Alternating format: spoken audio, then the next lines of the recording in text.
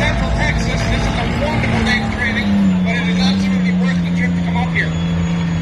Vehicle in question you see going around, the M551 General Sheridan. It may look like it is not officially a tank. It is an armored reconnaissance airborne assault vehicle. But if you call it a tank, nobody's going to yell at you. The story goes back to the 1950s. The U.S. Army is making a new vehicle, a new light tank called the T-92.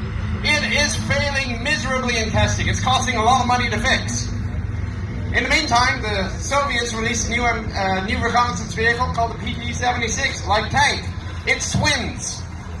Congress is looking at all the money that they're putting to the T-92 program, and they ask a question.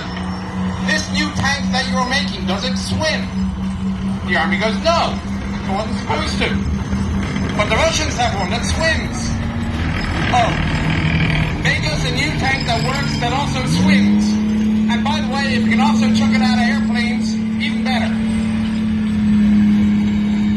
Ideally, it will also cost $75 a piece, go 98 miles an hour, and stop a 115mm round. Well, they can't do that. So they make the 551.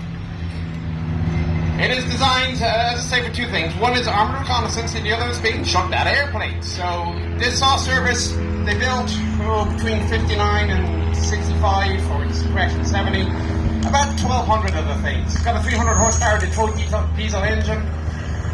And the significant thing about it is a 152mm gun launcher. Because back those days, they didn't know if they wanted their tanks to shoot bullets or fire missiles. So they split the difference. They said, let's get both. Fantastic. Unfortunately, the system never worked very well. You fire the main gun, the recoil might knock the missile system out of line, and things like that. The missile was a Shillelagh MGM-51. But this service in Vietnam, and the 152 was very, very good in Vietnam. It fired a beehive round, 10,000 little darts that would staple the enemy to trees. And also clear out on the road so you can see the enemy.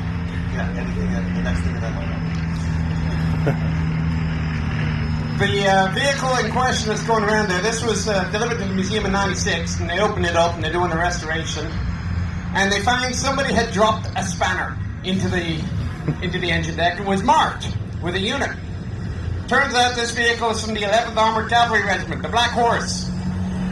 I happen to be a veteran of the Black Horse. Just by coincidence, I'm wearing a Black Horse t-shirt today.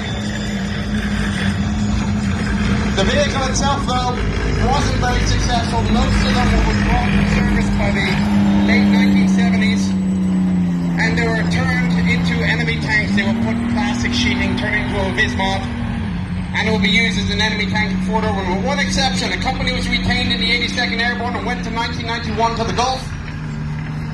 And that was the only time that the Shillelagh missiles, 60,000 of them were built. They fired 13 missiles in anger, all at bunkers. And I think most of them actually hit. But anyway, it does float. You can chuck it out of an airplane. It takes 8 parachutes if you chuck it out.